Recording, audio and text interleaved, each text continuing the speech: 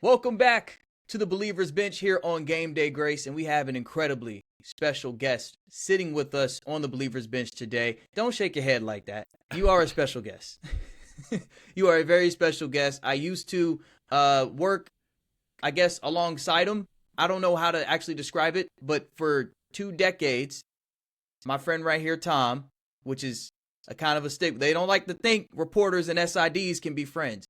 But my friend Tom worked at the University of Tennessee in Knoxville for 2 decades in the sports department, recently left, but that story that he's got and I don't even know what to call it. What would you call your life story if you could in one word? What would you say? Man, just first an incredible blessing, but just really an amazing story of God's restoration. The work that God did in my life to kind of just, I went from having some real serious health issues, and finding Him in the midst of that, and then just seeing the restoration that's taken place here in the last few years. It's just an incredible blessing. The incredible blessing. That's great. So we're going to talk about the incredible blessing that Tom had in his life and the many blessings that have gone on since then. So Tom, welcome to the Believer's Bench. How you doing today? I know we had a little difficulty getting you on here, but it is a pleasure to have you sitting with us. Yeah, I'm great. I appreciate you guys having me on. Like you were saying earlier, the devil was doing everything in his power to prevent us from connecting here, but we overcame. So, let's get into it. We overcame. He can try a lot of stuff. He forget that we're tied into the one that already overcame the world. So you can Amen. try. The world can try. It's already been conquered, brother. You already lost. I said it before we started recording. We are out here to depopulate hell every day. Every day. We going out to depopulate hell. And guess what? We going to do some today. People are moving out today. And it's going to be because of this testimony that you got. So I'm going to tell you, the only thing that I knew while I was in Knoxville for 3 years was there was some connection between you and head basketball coach Rick Barnes and Jesus. Can you kind of fill all the context in terms of what you were doing professionally with Rick Barnes, and then how the personal and the spiritual kind of tied into that whole thing and led you to where you are now? Yeah, sure. So I guess I'll start by kind of explaining the capacity in which I worked with Coach Barnes. So as you said, I was with the University of Tennessee Athletics Department for 21 years, and I worked in the communications office. And for the last several years that I was there, I was the Associate Athletics Director for Communications. And so in addition to kind of overseeing our communications efforts, I also worked, very closely, was kind of the day-to-day communications contact for the men's basketball program.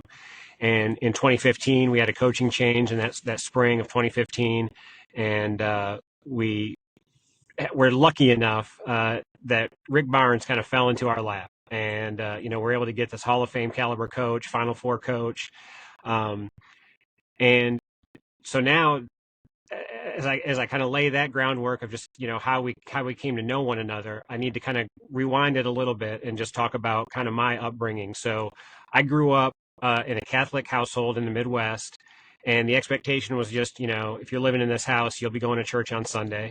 And so grew up in my earlier years, I guess through like 3rd grade, going to Catholic school. And like I said, once I was getting older and into my high school years, I was going to church because it was the expectation, but I don't know that my heart was there.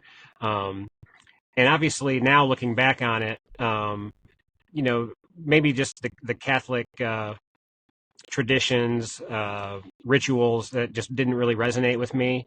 And looking back now, I can say that I don't think church, the focus was always on Jesus. And maybe that's why it really didn't resonate. But for whatever reason, when I left home to go to college at the University of Tennessee, I just drifted away from my faith, didn't really go to church.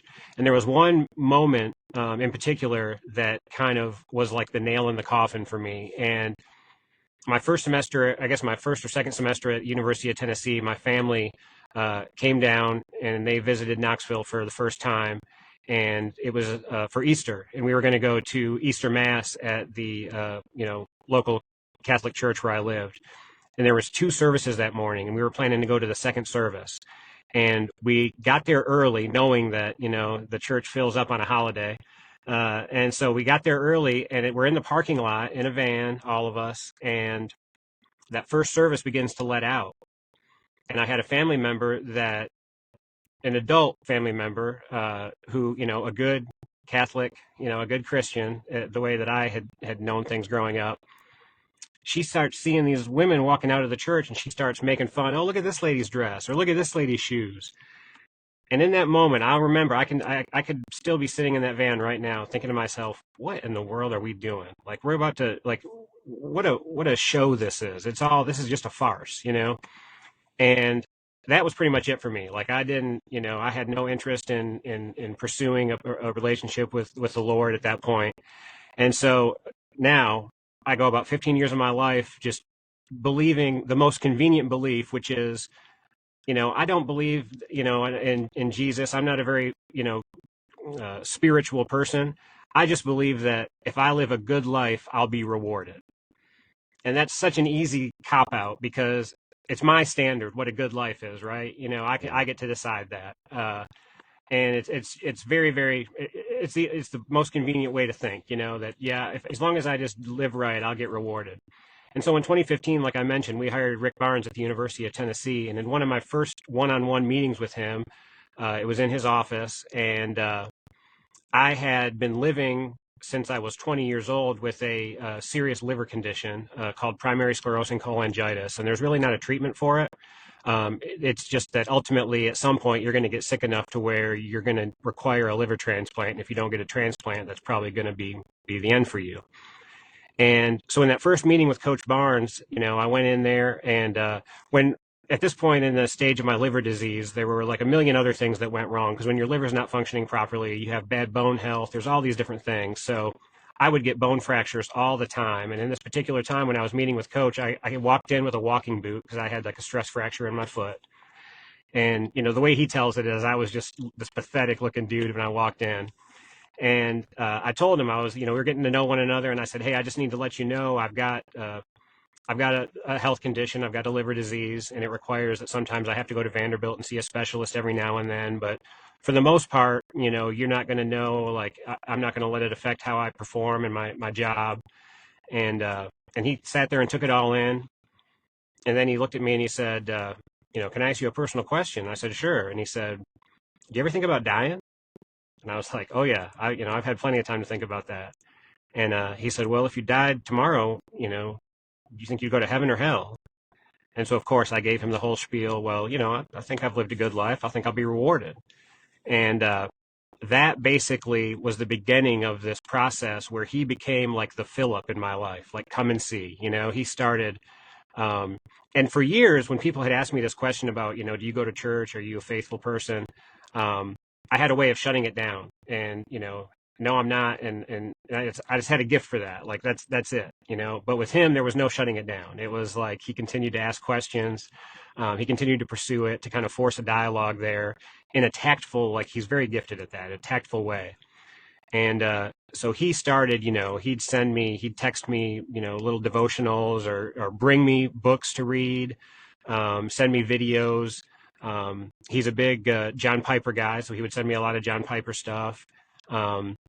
And over time, I just, he introduced us, and then I say us, like, he basically just started giving me a relationship with Jesus, or showing me how to form those first steps of a relationship with Jesus. And he put me in touch with a local pastor here named Tim Miller, who brought me my own Bible.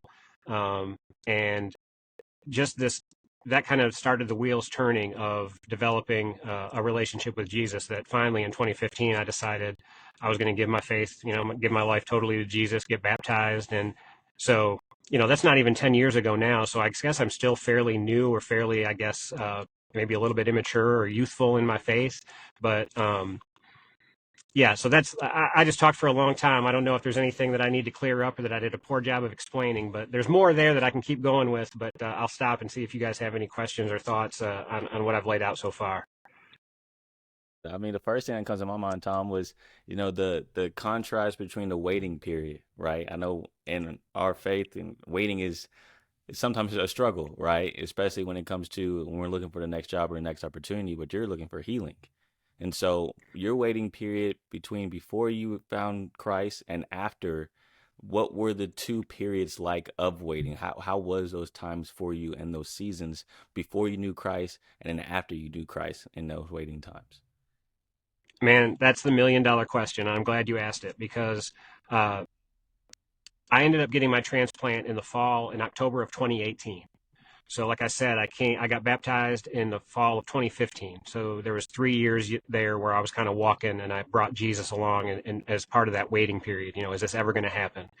But before that, for many, many years, as I was waiting and as I was getting sicker and sicker, and that's the crazy thing about people that go through organ transplants or are hoping to receive an organ transplant is that you're basically hoping that you get sicker because as you get sicker, you become more competitive to receive a transplant.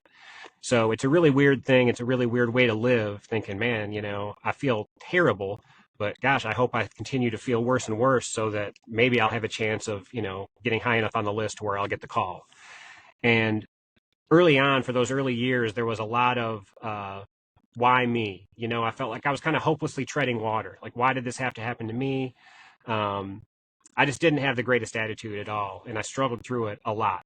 My wife was there with me every step of the way and she kind of kept me moving. Thank goodness. But, looking back now, after I had Jesus in my life and after I knew that, his power is made perfect in weakness and, this thorn in my flesh, like there's so many folks that have things so much worse. You know what I mean? I was still able to work. I was still able to lead a fairly normal life. And a lot of people, I think, that worked with me or David, maybe you didn't even know that I was going through some of these things. That was my hope in the moment was I just want to be a normal guy and hopefully people don't even know that I'm sick other than I'm always limping around because I'm breaking bones all the time. But yeah, I went from hopelessly treading water before I developed that relationship with Christ until afterward, I kind of just knew, hey, it's all been taken care of. Like this is going to have a good ending. God put us here. He put us on this earth and put us in this body for a purpose, to glorify him, to find joy in him and hopefully expand the kingdom. But this is just a vapor. You know what I mean? Like the true reward, the true, paradise is yet to come. So however this plays out, I'm good. And I was just telling this story a couple of weeks ago to somebody, and it was in a small group at my church. And I said, I don't mean for this to sound boastful, but the morning, when I was getting ready to be rolled back in surgery for what ended up being an 11-hour surgery where they're going to take out my diseased liver and then put in a liver from someone else. In that moment, had I not developed a relationship with Christ, I think I would have been absolutely terrified because there's a chance you go into that surgery and you don't come out. That happens all the time. And again, I'm not saying this to sound boastful. I'm saying it because I know, the Holy Spirit was there, but I was not fearful rolling into that operating room. I was content with, whatever the outcome is, it's been decided and it's going to be, he works all things according to your good. So it'll be fine. And, so yeah, the period, the waiting before Christ looked harshly different than the peace that I knew. And you go from hopelessly treading water to just learning how to sort of faithfully endure. And that's what I did for those last few years. And, have since been just blessed to have a total restoration, like I said earlier, of my health. I'm just soaking in the power that just came out from that because a lot of times people get into, and it can even be people who call themselves Christians, get into a situation where they're waiting for healing or they're waiting for breakthrough and they're wondering, where is God right now, right? Because you can always hear all things work together for the good of those who love God, and you can hear, well, he's an on-time God, he'll be there on time and everything, but you're sitting there like, okay, but right now would be a good time. And I'm curious to know, just based off of that, if you ever had any moments like that, and then how did your pastor, Pastor Miller or Rick Barnes or anybody else kind of, ride that road with you as you were waiting for getting the call that, hey, we can get the transplant done? Yeah, it's, I heard someone say recently that, we know that God is good, but there's sometimes that he can feel so unkind. And it's okay to go to him with your, R-rated prayers and your honest pleas in those moments. and you can question, why does this feel unkind, but you can never question his wisdom, and that there's always a purpose behind it that we weren't designed to understand.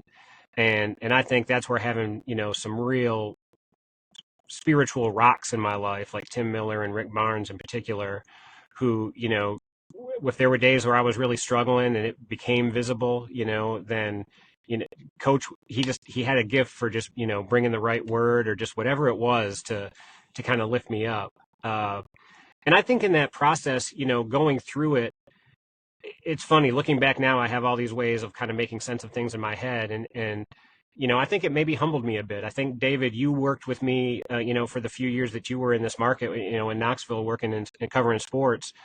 I think if you had known me 10 or 12 years before, you probably would have thought a lot differently of me, because I think I needed to be humbled in a lot of ways. And, going through that battle of sort of feeling like you're hitting rock bottom, or, it has a way of humbling you and changing you. And I think I look at things a lot differently now. I think things that in the past would have maybe frustrated me or gotten me upset, whether that's something that happens at work or, driving down the road and you get cut off. Like, I have the benefit now of understanding, like, man, some of this stuff, it's not worth getting upset about. It really isn't. Like, and so, yeah, I feel like the process humbled me in a lot of ways that were really, really good for me and good for those people that are around me. So I hope that kind of answers your question. Yeah, no, it answers the question for sure. It's something that I think we take for granted sometimes. We feel like, okay, if I get right with Christ, right? If I have a relationship with Christ, that means everything's going to work out forever. As in, there will never be any trouble, or I will never have any, but that's not true. Like, Not at all. You're going to have trouble. You're going to go through certain things. We've said it before in previous episodes. Like, you do understand salvation comes with, yes, you have a relationship with Christ. Yes, you have eternal life. But that also comes with suffering. Like, that's right in Scripture. Yeah, I mean, you look at the life of Paul, right? He's in a prison and he's writing about the joy that he finds in Christ. And I identified with that a ton, because we know that Paul had a thorn of the flesh that he pleaded with God to take away. And boy, that resonated with me. You've given me this liver disease. You've caused all these different ailments in my life. Take this away. And we know that for Paul, that never happened. But yet late in his life, he's, writing letters from a prison cell talking about how he finds joy in the Lord. And I think that's where, the line where it's not through works so that no one may boast, and we need to kind of, as we're going through dark seasons of life, kind of cling to some of those reminders, because they can help us when it doesn't seem so bright on the horizon. Yeah, absolutely. I also wanted to ask about the front row seat you had to seeing Rick Barnes kind of do the same thing with players. I've seen players get baptized and make disciples on Tennessee's campus, and you're right there. You got a front row seat. What was it like to witness that? Oh, it was amazing. It was amazing. And just, the fact that, that's God, right? God put me in a position to work with leaders like Hanzo Martin and Rick Barnes, who taught me that you can be an effective leader with never cursing. Hanzo Martin, he never cursed. Incredible leader. Same for Rick Barnes. He does, now he's turned his life around, and he'll talk about when he was a young coach and kind of out of control, and how his family kind of helped rein him in and understand, how he needed to be living. But I didn't know that Rick Barnes. I've just known the Rick Barnes who is truly a man of God. And to see the culture that he created within our program, it was awesome, to see guys like, I still remember, I can see it vividly in my mind, the night that Jordan Bowden and Kyle Alexander were both baptized. And just the way that, it was just a part of our program in a really, really special way. And I've been, around high level athletics for a long time, seen different coaches do it differently. And Coach Barnes, and I have to add Hanzo Martin to that list as well, because he was incredible. I'll tell you a quick Hanzo Martin story. I know you didn't ask this, but so he coached at Tennessee from, I guess, 2012 to 14. He was there for 3 seasons. And we were on a road trip one time, and we would have a chaplain. I don't think we could call it a chaplain, but like an FCA representative that traveled with the team. And the night before games when we were on the road, we would have in our hotel meal room, we'd do a little devotional.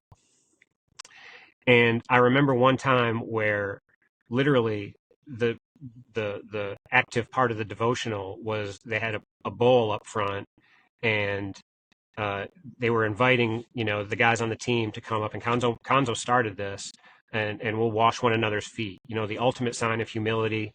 And in the room, I'm back there in the room, and I'm like, man, I can sense there's something at work here. This is powerful, but it still feels foreign to me. I just wasn't ready at that point.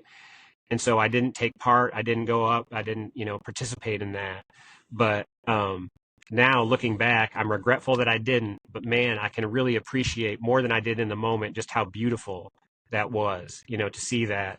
And that's something that, to see the guys that came through the program under Konzo and under Rick Barnes, and to see the kind of men that they become, I fully believe that element of faith that kind of is ingrained in the program under those two leaders is a big part of that. How did the athletes take that all in? I'm interested, like, for that particular night.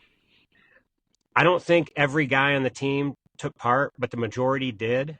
And it's one of those moments like, that's real. It's real, but it takes a level of vulnerability that you don't often see in high level athletics, right? To be able to do that, to be able to go and, first of all, basketball players don't like taking their shoes off anyhow, right? Because they got nasty, their black toenails, all this stuff.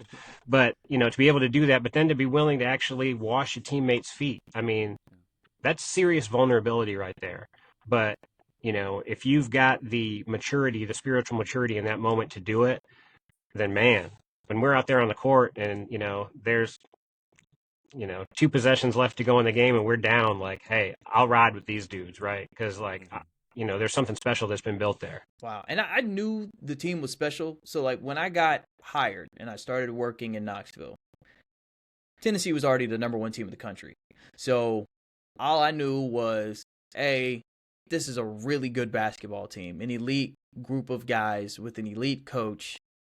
And, I mean, they're like, it's a God-fearing program. So that's how I kind of caught wind of, there's some connection between the communications person and the coach and Jesus. And I was like, okay. But I never got to really explore that. Although we would have conversations, I think more than SIDs and reporters typically do. But honestly, that's just because it was just a good group of people in Tennessee athletics that it was like, I could talk to these people all the time. And we would joke back and forth because I got not an official offer, but someone from Georgia State asked me if I wanted to be an SID. And I was like, I'm not turning to the dark side. Tom, you looked at me and said, nah, bro, you're on the dark side. No, what? So we would joke a little bit back and forth. Yeah. On that note, though, when it comes to now you're walking with Christ, and so now you're trying to walk this out, knowing that, okay, now it's on you to spread the gospel and love your neighbor. That is not always easy when it comes to media members. I can be honest and say that, right? How did you approach that coming from your side? And I think this will be good for some of the reporters that listen in terms of, okay, most importantly, we're supposed to be men and women of God and loving our neighbors. And let's not focus too much on I'm reporter, this is SID, and we have to butt heads all the time. So kind of how did you handle those moments where there was some, some strife between you and media members? Yeah, well, looking through the progression of my career, I think certainly I didn't handle it great. Like I said, I needed to be humbled in a lot of ways because I could be a hothead at times, and I could get, fired up and upset about things that now looking back, it's not worth it. You know what I mean? And the dynamic between the media and, the PR staff at whether it's for a team or a company or whatever, they're not always going to align perfectly. You know what I mean? We truly do want to be transparent, but, in an instance where, say, a student athlete got himself into some trouble, himself or herself, the media might want to know everything that happened, but there are a lot of, privacy reasons or personal concerns as to why, you can't disclose everything all at a time that the outlets might want or that a reporter might want. And so you just got to work through that on a professional level and try to keep, try to, I don't know how to say it. I don't know how to articulate it, but it just doesn't need to become personal. You know what I mean? I understand that you have a job to do, and hopefully you understand that I have a job to do. And getting from point A to point B, we might not agree on exactly how to get there, but we can compromise and meet in the middle. And even if I have to ultimately say, no, we can't, we can't accommodate what you want to do, or what your request is, hopefully I can still do that in a way that respects you, and you can have respect for why, I have to decline at this time. But yeah, I think I did a lot better job of that, later in my career, and particularly after, like I said, I'd been humbled and gone through some things with my health, got more mature in my walk. But to what you led your question talking about, we're called to, expand the kingdom. And that's something that 9 years into this relationship with Christ, I'm still trying to figure that part out, because there are times where I'll, get home at night and say, earlier today there was an opportunity there where I could have kind of initiated a discussion, and for whatever reason I didn't do it. And I need to get over the fact that I might not know what to say. He's going to give me exactly what I need to say. And so I need to become more comfortable and confident in just stepping out, initiating those discussions to try to lead somebody, to a relationship that'll, because here's what I say about Coach Barnes. A lot of people have someone in their life that they'll save their life, right? Whatever it is. It could be, saving them from drowning. It could be, stopping them, intervening for addiction. Coach Barnes saved my eternity. That's the way I look at it, by the path that he led me down. And so if I can, do that for someone at some point in my life, and pay it forward, I'd hope to. But it's not always easy. Like I was saying, you gotta be comfortable and understand that you're never going to feel like you have all the right things to say. But if you get the conversation going, I'm confident that he'll guide you and give you what you need, the words along the way. I just want to ask you, Tom. You spoke about Rick Barnes. Like, after you came to Christ, how did that relationship evolve? Because now we're talking about a discipleship relationship at that point. And so, how did Rick Barnes kind of disciple you into now this newfound creation? Yeah, I think, well, first of all, when I told him, it was like early November, I think, of 2015, where, I had that moment at church where I said, I'm going to tell them that I'm ready. Like, I'm all in. And it was like 2 or 3 weeks later that we actually scheduled my baptism. And so when I made that decision, I told Coach Barnes about it, and he was super fired up. He was very, very fired up. But the day that the church asked me, because again, we're talking about, this is like the start of the college basketball season, right? Early November, those pre-conference games, you're playing on funky days of the week. And we had a home game on a Sunday. And it was, I want to say it was against Gardner Webb. And it was an early afternoon game.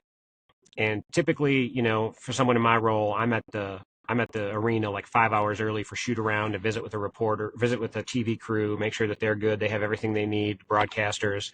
And then I'm getting things ready at the arena. So the church reaches out and they say, hey, we want to do, I think it was like November 15th. We want to do your baptism on that Sunday. And I'm like, oh gosh, I don't know if I can do that. We've got a basketball game. And, my wife's like, well, you can do that. The service is at this time. You'll still be able to get there in time for the game. And it's like, it's not about being there in time for tip off. Like, I've got all these other things that I do before the game, And thankfully she talked me into, like, look, you can let your staff take care of that. They can cover you for a few hours and you'll be there in time for the game. And so I said, okay, I'll do it. So I told the church, yep, let's do this. And so we show up that day, and I sit down, kind of near the front of the room, and we're getting ready for service to start. And someone comes and sits down on my left and slaps me on the leg, and it's Coach Barnes. And I look at him, and I'm like, I didn't even have to say anything. I just look at him like, dude, you got a game here in a few hours, like, And he just like looks at me like, come on, like, a basketball game. Like, this is a lot more important than a basketball game. You know what I mean? And so the fact that he showed up that day on a game day, just a couple hours before the game, because he wanted to be there. And that's like, if there's no better way to show somebody, like, yeah, this is what we do as a profession, but this is like what's meaningful for eternity, And so that was a beautiful picture of that. But even after, in those years that followed that I worked with alongside of him, it was really great when he was having a discussion with somebody, or somebody would come to practice and he would like work me into a conversation, or use my story as an example of, the life change that can happen. That was an honor, and it's been a beautiful, beautiful relationship. I'll love him forever. In a lot of ways, it's kind of like, another father figure in my life. So just incredibly, incredibly fortunate that, God placed him in my life at the right time. I wanted to expound on one aspect about that story that I feel like a lot of people may struggle with is the power trip, right? Of trying to decide, okay, I got this spiritual thing to do. It also conflicts with my moneymaker and my career. And so, when those things happen, you brought it up, just the thoughts and the anxiety starts to flood, right? Like, oh, I got this to do. I got to do this. I got to do that. I can't make it to Bible study, or I can't make it to church today. Has there been more situations like that as, your life has progressed since then? But then also, like, what advice would you give somebody that may be wondering or contemplating or battling, like, some days I got to choose to sacrifice my job for Christ, and that's okay because God is still going to provide at the end of the day.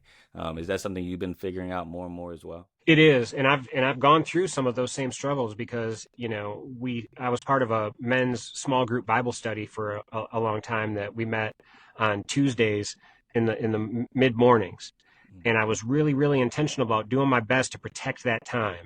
And I didn't bat 1,000. You know what I mean? There were times where certain things came up and I just had to be there from a work standpoint. But I did my best. If there was anything I could do to prevent that from encroaching on that time, I tried to keep that kind of sacred. And in the event that I wasn't able to, there are still other ways that you can, read a morning devotional. To this day, Coach Barnes he has a text list that he sends out like 7:00 in the morning. You'll get 2 devotionals, and I'm very intentional about reading those every day.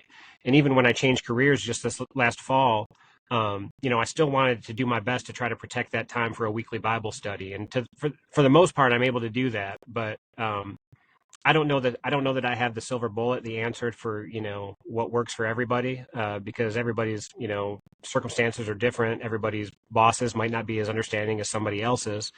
But I would encourage folks to not be afraid to try to say with their boss or their employer, hey, this is important to me. This is time that I'd like to protect. Can you work with me here? I think it's okay to have those conversations, and I think for the most part, I'd like to believe that a lot of leaders would respect that and do their best to work with you on that as well. Tom, hey man, we've taken up a lot of time. Yeah. From before we started recording to now, man, we truly, truly do appreciate this. The testimony, the word, everything we got is so incredibly powerful. What do you think the Lord is trying to do in your life now here in 2024? This might be the last thing we ask you. The Holy Spirit could start moving again. But in 2024, what do you think the Lord is leading you towards, or what area is he growing you in right now? Yeah, I think he's calling me to find ways that I can become more mature spiritually. One, I guess, way that's playing out is that at my church, I'm part of a mentorship program that a group that meets monthly, and trying to just kind of develop some new leaders within the church, maybe future, deacon candidates, things like that. And so just really being intentional about just growing, trying to live right, be a good example in how I treat others. That might not seem all that deep, but it's just trying to find those practical ways in life that I can be a reflection of how Christ lived and try to reflect his character as best I can. I fail at it every day. But we're sinners. That's part of it. But you just got to get back on the horse and just try to grow. And that's kind of where I find myself right now, is just looking at ways that I can, learn from some really, some rocks in my church, and find some guys, some men that, are comfortable being vulnerable with one another, and then learning how to pay that forward and try to become, one of those leaders one day myself, hopefully. That's beautiful. That's beautiful. Well, again, Tom, thank you so much for your transparency, your willingness to share your testimony. I believe you have depopulated hell today. That's what I'm declaring. Well, I appreciate what you guys are doing. I think this is awesome, David, Cory, that you guys are kind of putting this platform out there, and I know it's going to make a difference. I hope you guys realize that it certainly is, and I'm just honored and humbled that you guys would invite me to have me on, and yeah, just appreciate all you're doing. Much respect. Absolutely, brother. That's the mic drop right there.